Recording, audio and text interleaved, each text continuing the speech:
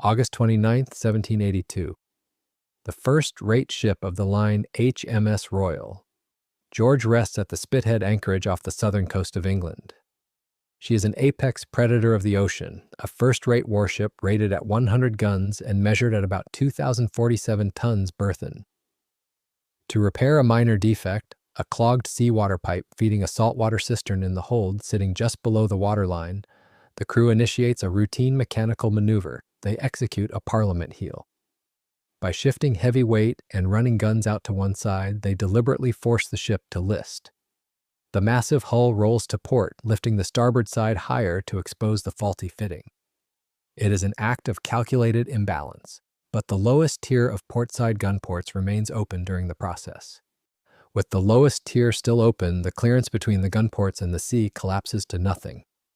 Water begins to pour through the low portside openings, flooding the lower deck faster than the ship can recover. The last margin of stability evaporates. The righting power of the keel is overwhelmed by localized flooding and shifting weight. The vessel drops her port rail under, rolls past the point of return, and is gone within minutes. The massive hull hits the seabed in about 14 fathoms, roughly 84 feet of water. The speed of the inversion traps everyone below decks. The toll is uncertain, but contemporary accounts and later summaries place the dead at around 900. The human toll is immediate and absolute. However, the physical reality of the sunken warship generates a completely different, secondary crisis for the Royal Navy. The wreck does not disappear into the deep ocean. In relatively shallow water, the hull settles in a more upright posture, and the great masts remain visible above the surface, especially at low tide. Spithead is the active British fleet's primary deep-water staging ground and channel assembly point. Now, the sprawling wreckage of a first rate sits directly in the center of the busiest navigational corridor in the Empire. The dead ship fundamentally alters the seabed. 2,047 tons of dense oak, iron ballast, and heavy ordnance, iron guns and brass guns, create an artificial, jagged reef. A functioning fleet requires clear ground to deploy heavy anchors. When active frigates and ships of the line maneuver through Spithead, they drop thousands of pounds of ground tackle to secure their positions. These massive anchors drag along the bottom to catch the mud. Instead, they repeatedly collide with the submerged carcass of the fallen vessel. Anchor flukes slide into the shattered gun decks and wedge beneath massive oak-cross timbers. Heavy mooring cables become hopelessly tangled in the submerged rigging and scattered iron cannons. When a living warship attempts to raise its anchor, the winch is forced to pull against the entire dead weight of the bottomed-out hull. The anchor cables stretch to their breaking point and snap under the extreme tension. A warship stripped of its ground tackle is compromised, unable to hold position in a storm or stage for operations. Royal George's wreck turns Spithead into an active hazard. Anchors snag, cables part, so when ships lose the gear they need to function, and the Admiralty can't simply mark it and route around it. The wreck's footprint sits inside the anchorage the fleet must use. The blockade has to be removed. Complete physical removal of the obstruction is no longer a matter of recovering lost assets. It is a strict military imperative. Brute force salvage is bounded by the seabed. Even a short shift can demand the full limit of available power. In the weeks after the disaster, proposals flood the Admiralty, and one of the boldest comes from shipbroker William Tracy. By the next year, he is attempting the job in earnest, using tidal lift and brute force to raise the hull and drag it out of the channel. To generate the necessary upward force, Tracy harnesses the natural mechanics of the ocean. The Spithead anchorage experiences dramatic shifts in water depth twice a day. This is the tidal reach. Tracy deploys heavily reinforced surface lighters, positioning them directly above the submerged wreck. His crews wait for the exact moment of low tide. When the water level reaches its absolute minimum, they draw heavy lifting cables tight between the surface vessels and the massive oak hull below. As the moon pulls the tide back in, the ocean level rises. The buoyant lighters want to rise with the surface, but they are anchored directly to the dead weight of the sunken warship. The immense power of the rising ocean is converted entirely into vertical lifting force. Harnessing the tide also cages the work in time. Fast currents leave only brief slack-water windows to attach cables and handle heavy rigging. Outside those moments, and the flow can overpower men and gear. Furthermore, the vertical lift generated by the rising tide must overcome more than just the dead weight of the sunken structure. It must defeat bottom suction. The massive warship struck the seabed with extreme force, embedding its heavy keel deep into the soft mud of the anchorage. Over time, the displaced sediment packed tightly against the curvature of the submerged timbers. This creates a massive adhesion force, effectively forming a vacuum seal between the ocean floor and the ship. To pull the vessel upward, the lighters must lift the sheer weight of the hull and simultaneously break the powerful suction holding it down. During the peak of the salvage operation, the combined lift of the lighters and the rising tide stretches the cables toward failure. The suction seal yields a fraction, and the wreck shifts, some accounts say by 30 feet or more, before the mud claws it back. Each attempt gouges a deeper trench, and the mud grips the hull again. Weather batters the surface craft, gear parts, progress stalls. By the end of the season, the effort collapses under storms, strain, and relentless practical setbacks. The obstacle remains where it sank, and clearing the anchorage will demand a different kind of intervention. Triggering a precise explosion underwater presents a profound engineering paradox. Traditional explosives rely on physical combustion, utilizing a burning slow match or a chemical fuse to reach the main charge. Dropping a burning fuse through dozens of feet of cold ocean water almost guarantees failure. The water pressure forcefully drives moisture into the fuse casing, instantly killing the spark and rendering the powder useless. To execute controlled underwater demolition, the ignition source must bypass the ocean environment entirely.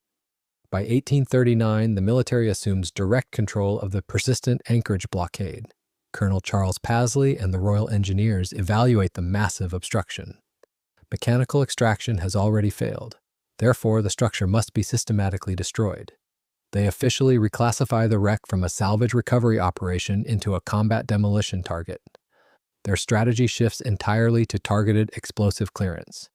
To precisely place these explosives, the military requires sustained access to the seabed.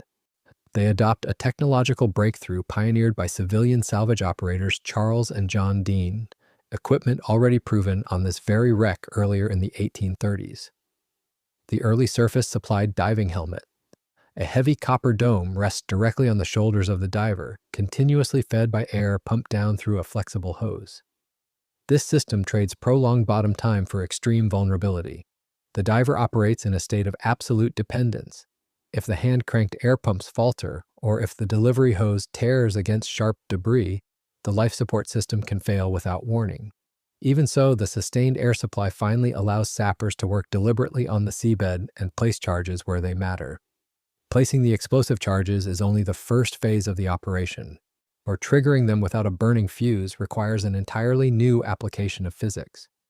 Pasley solves the ignition paradox by replacing flame with electricity. A voltaic battery, kept topside, drives current down a pair of insulated conductors to the charge. The circuit has to survive salt water, abrasion, and movement, so the team relies on robust insulation sealed with a waterproof composition prepared for the job, rather than bare copper in open sea. The operational sequence requires intense coordination. The diver descends heavily weighted into the dark water, carefully routing the stiff, insulated wires through the water column to prevent any sharp bends that could crack the wax coating. The diver connects the wires to a sealed wooden barrel packed tightly with dry black powder, lodging the charge against a heavy oak support timber. After verifying the connections, the diver traces the fragile air hose back to the surface and is hauled out of the water. Once the blast radius is clear, the engineers close the circuit on the topside deck. The electrical charge races down the insulated copper path, completely shielded from the surrounding cold ocean. Deep inside the sealed barrel, the current hits a tiny, highly resistant filament wire. The electrical friction instantly heats the filament to incandescence, sparking the raw black powder. The contained explosion shatters the adjacent timber. The insulated wires hold. The galvanic circuit works, proving controlled detonations can be executed on the seabed. But small, localized blasts won't clear the obstruction in time. To break the hull's spine, the yield has to scale up dramatically. Localized damage won't dismantle a first-rate built to absorb punishment. Its thick oak frames are locked together by heavy iron bolts and layered decking, so small powder barrels mostly splinter surfaces while energy bleeds into the surrounding water. To remove the hazard, the engineers need an overwhelming concussive blow, strong enough to break the keel itself. The solution requires weaponizing the dense environment of the deep ocean. Pasley scales the yield upward, from small charges to a single spectacular blast. One famous cylinder is packed with about 2,300 pounds of black powder. Such mass demands heavy containment and careful handling. A reinforced wooden cylinder, sheathed for protection, dense enough to require a surface hoist to place it where it will do the most damage. The operation demands absolute precision. The massive lead-sheathed cylinder must be positioned exactly against the lower hull, requiring divers to wrestle the heavy ordnance directly into the mud adjacent to the deepest structural timbers. They carefully attach the inherited galvanic firing circuit, routing the heavy tar and wax-insulated wires back to the surface control ship. When the massive powder reserve is ignited via the topside voltaic battery, it triggers a devastating event governed entirely by the physics of shockwave propagation. In a standard surface explosion, expanding gas blasts rapidly outward, dissipating its extreme energy into the compressible atmosphere.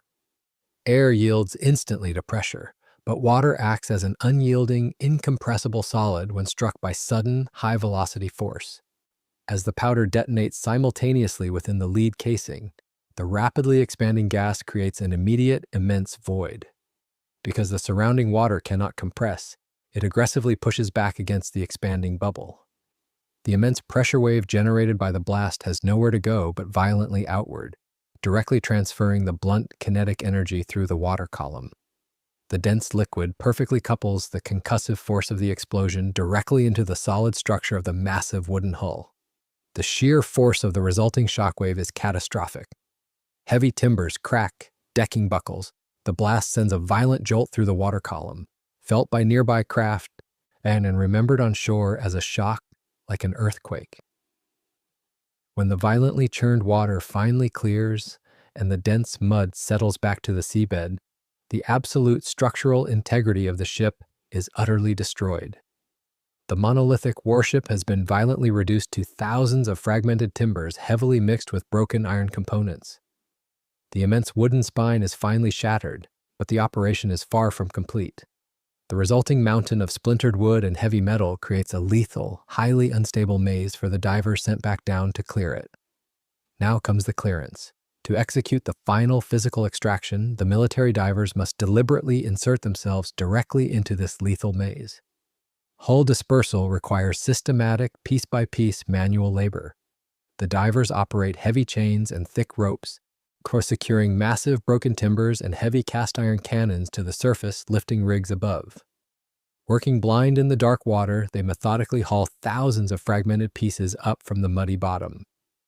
Ultimately, the teams haul up guns and valuable fittings in significant numbers, dozens across the long salvage story, along with copper, ballast, and heavy fragments of the ship herself.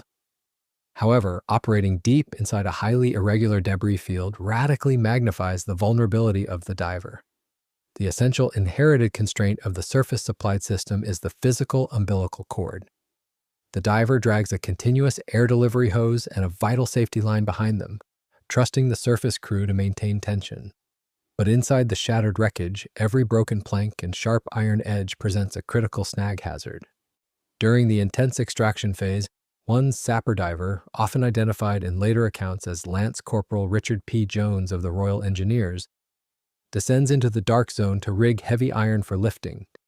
As he moves through the broken geometry of the wreck, his lines foul and lock against debris. The trap closes. In the telling, he makes a brutal choice: cut himself free before the snag becomes a coffin. A sudden loss of air at depth turns the body into a pressure vessel. Gas trapped in the lungs expands as the water column thins, and an uncontrolled ascent can tear delicate tissue. In later retellings of the incident, Jones still reaches the surface alive, one of the earliest, most dramatic escape stories attached to the Royal George operations. The work does not stop. The sappers return to the grinding business of lifting and clearing, working until the channel can be declared safe. Eventually, the heavy winches pull the final pieces of shattered oak and iron to the topside deck. The massive physical profile of the blockade has been hauled away, but the absolute darkness of the water column prevents visual confirmation. The seabed is completely invisible to the engineers on the surface. To definitively declare the mission complete, the military must somehow prove that the ocean floor is mathematically clean. Proving the hazard is gone is harder than finding the wreck itself. Once shattered, the threat becomes scattered and buried, and Spithead's mud-choked water leaves divers with only inches of visibility. With no way to visually confirm a clean bottom from the surface, the engineers can only verify clearance by touch. The sappers shift from extraction to verification. They are working a broad patch of seabed where sight is useless. In Spithead's churned tidal water, the diver's world collapses to touch and guesswork. So the engineers fall back on the one test that matters to an anchorage: ground tackle. Anchors were the failure point, so the final proof must imitate that reality, deliberately, repeatedly, and under control.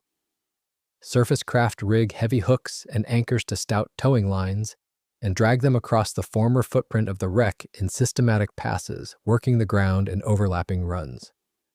The feedback is immediate and physical. Mud gives a steady, heavy resistance. Timber and iron do not. If the gear bites into something rigid, the change is unmistakable. The line snaps tight, the motion checks, and the snag marks itself. Then divers follow the line down and cut, lift, or break out whatever still hides in the bottom.